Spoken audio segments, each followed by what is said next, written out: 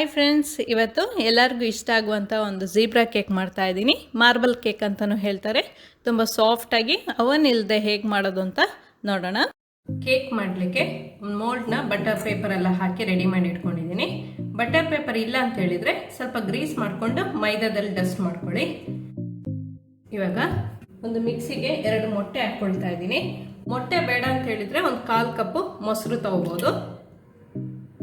2 ಮೊಟ್ಟೆ, 100 ಗ್ರಾಮ್ ಅಷ್ಟು sugar, 50 ml ಅಷ್ಟು ಎಣ್ಣೆ ಹಾಕೊಳ್ತಾ ಇದ್ದೀನಿ. ಒಂದು 1/4 ಕಪ್ ಅಷ್ಟು, ಅಥವಾ ಒಂದು 50 ಗ್ರಾಮ್ ಅಷ್ಟು ಬಟರ್ ಹಾಕೋಬಹುದು. ಇಷ್ಟನ್ನ ಒಂದು 2 ನಿಮಿಷ ಚೆನ್ನಾಗಿ ಗ್ರೈಂಡ್ ಮಾಡ್ಕೊಂಡು ಬರೋಣ. ಗ್ರೈಂಡ್ ಮಾಡ್ಕೊಂಡು ಬಂದಿದ್ದಾಗಿದೆ. ಒಂದು ಬೌಲಿಗೆ ಹಾಕೊಳ್ಳೋಣ.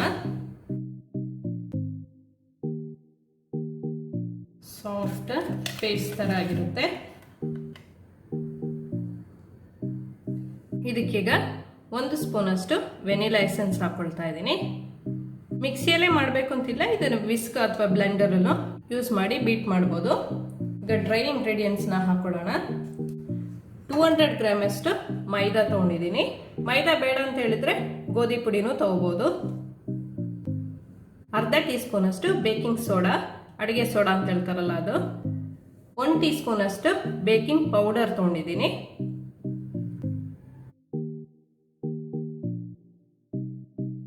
ಲೈಟ್ ಆಗಿ ಮಿಕ್ಸ್ ಮಾಡ್ಕೊಳ್ಳೋಣ.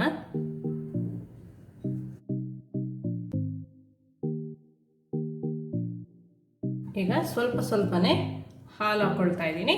ನೋಡಿಕೊಂಡು ಎಷ್ಟು ಬೇಕು ಅಂತ ಹಾಕೋಬೇಕು. ತುಂಬ ನೀರು ಮಾಡ್ಕೊಳ್ಳೋದು ಬೇಡ.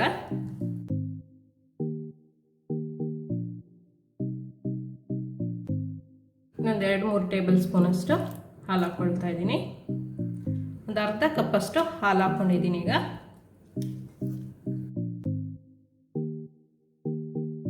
ಒಂದು ಈ ಥರ ಇಷ್ಟು ಕನ್ಸಿಸ್ಟೆನ್ಸಿ ಇರಬೇಕು, ತುಂಬ ನೀರು ಮಾಡ್ಕೊಳ್ಳೋದು ಬೇಡ. ಈಗ ಕುಕ್ಕರ್ನ ನಾನು ಪ್ರೀ ಹೀಟ್ ಮಾಡಲಿಕ್ಕೆ ಇಡ್ತಾ ಇದ್ದೀನಿ. ಇದನ್ನ ಬೇರೆ ಬೌಲ್ಗೆ ಅರ್ಧ ತೆಗೆದಿಟ್ಕೊಳ್ಳೋಣ.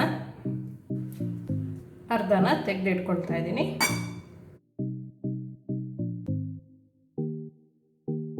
ಈಗ ಒಂದು ಬೌಲಿಗೆ ನಾನು 1 ಟೇಬಲ್ ಸ್ಪೂನ್ ಅಷ್ಟು ಕೋಕೋ ಪೌಡರ್ ತಗೊಂಡಿದ್ದೀನಿ. ಸಣ್ಣ ಸ್ಪೂನ್ ಆದರೆ 2 ಟೀ ಸ್ಪೂನ್ ತಗೊಳ್ಳಿ.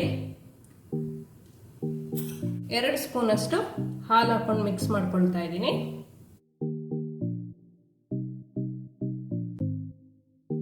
ಎಲ್ಲ ಕ್ಲೀನಾಗಿ ಮಿಕ್ಸ್ ಆಗಿದೆ. ಇದನ್ನು ಅಷ್ಟೇ ಈ ಥರ ಗಟ್ಟಿಯಾಗಿರಬೇಕು, ಇಲ್ಲಾಂದರೆ ಎರಡೂ ಮಿಕ್ಸ್ ಆಗಿಬಿಡುತ್ತೆ. ಸ್ವಲ್ಪ ಗಟ್ಟಿನೇ ಇರಬೇಕು ಇದು. ಸೊ ಬ್ಯಾಟರ್ ಎಲ್ಲ ರೆಡಿ ಇದೆ. ಈಗ ಮೋಲ್ಡಿಗೆ ಹಾಕೊಳ್ಳೋಣ. ಫಸ್ಟ್ ಒಂದು 2 ಸ್ಪೂನ್ ವೈಟ್ ಮಿಕ್ಸ್ಚರ್ ಹಾಕೊಳ್ತಾ ಇದ್ದೀನಿ.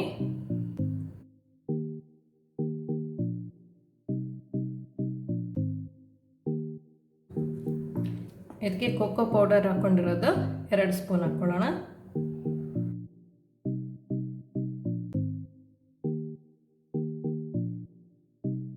ಮತ್ತೆ ಇದು 2 ಸ್ಪೂನ್.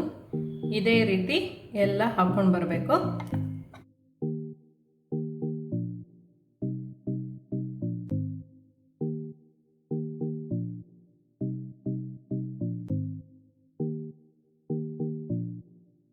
ಎಲ್ಲ ಹಾಕಿ ಆಗಿದೆ. ಸ್ವಲ್ಪ ಟ್ಯಾಪ್ ಮಾಡ್ಕೊಳ್ಳೋಣ. ಈಗ ಟೂತ್ ಪಿಕ್ ಸಹಾಯದಿಂದ ಒಂದು ಡಿಸೈನ್ ಮಾಡ್ಕೊಳ್ಳೋಣ. ಡಿಸೈನ್ ಬೇಡ ಅಂತ ಹೇಳಿದ್ರೆ ಇದೇ ಥರ ಬೇಕ್ ಮಾಡ್ಕೊಬೋದು. ಇಲ್ಲ ಅಂತ ಹೇಳಿದ್ರೆ ಈ ಥರ ಹೊರಗಡೆಯಿಂದ ಈ ಥರ ಲೈಟಾಗಿ ಈ ಥರ ಲೈನ್ ಎಳಿಬೇಕು. ಎಕ್ಸ್ಟ್ರಾ ಬಂದಿದ್ದನ್ನ ಒರೆಸ್ಕೊಳ್ಳೋಣ. ಎಲ್ಲ ಸೈಡಿಂದನೂ ಅದೇ ಥರ ಮಾಡ್ಕೊಬೇಕು. ಈಗ 4 ಸೈಡ್ ಆಗಿದೆ. ಈಗ ಮಧ್ಯ ಒಂದು ಲೈನ್ ಹಾಕ್ಕೊಳ್ಳೋಣ.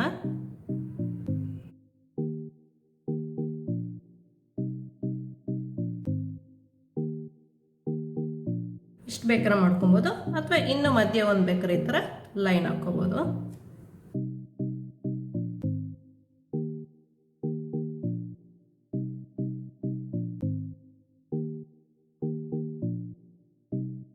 ರೆಡಿ ಇದೆ. ನೋಡ್ತಿದ್ರಲ್ಲ ಎಷ್ಟು ಚೆನ್ನಾಗಿ ಕಾಣ್ತಿದೆ ಡಿಸೈನ್. ಇದನ್ನ ಬೇಕ್ ಮಾಡ್ಕೊಳ್ಳೋಣ. 10 ಮಿನಿಟ್ಸ್ ನಾನು ಲೋ ಫ್ಲೇಮಲ್ಲಿ ಇಟ್ಕೊಂಡು ಪ್ರೀ ಹೀಟ್ ಮಾಡ್ಕೊಂಡಿದ್ದೀನಿ. ಇಲ್ಲ 5 ಮಿನಿಟ್ಸ್ ಹೈ ಫ್ಲೇಮಲ್ಲಿ ಇಟ್ಕೊಂಡು ಹೀಟ್ ಮಾಡ್ಕೊಬೋದು. ಕುಕ್ಕರ್ ಒಳಗೆ ಒಂದು ಸ್ಟ್ಯಾಂಡ್ ಇಟ್ಕೊಂಡಿದ್ದೀನಿ.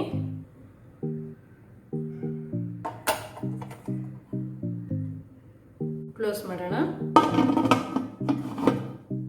ಇದಕ್ಕೆ ನಾನು ವಿಶಿಲ್ ಮತ್ತು ಗ್ಯಾಸ್ಕೆಟ್ ಎರಡು ಯೂಸ್ ಮಾಡ್ತಿಲ್ಲ, ಎರಡು ಹಾಕೊಂಡಿಲ್ಲ. ಇದನ್ನ ಲೋ ಫ್ಲೇಮಲ್ಲಿ ನಾನು 40 to 45 ಮಿನಿಟ್ಸ್ ಬೇಕ್ ಮಾಡ್ಕೊಳ್ತಾ ಇದ್ದೀನಿ. ಈಗ 40 ಮಿನಿಟ್ಸ್ ಆಗಿದೆ.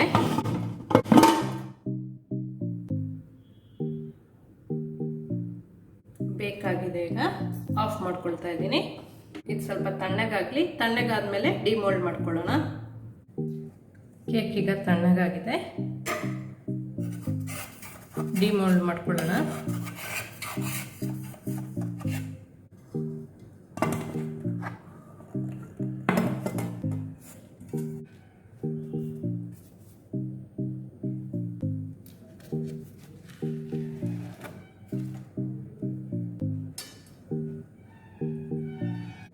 ಈಗ ಕಟ್ ಮಾಡ್ಕೊಳ್ಳೋಣ.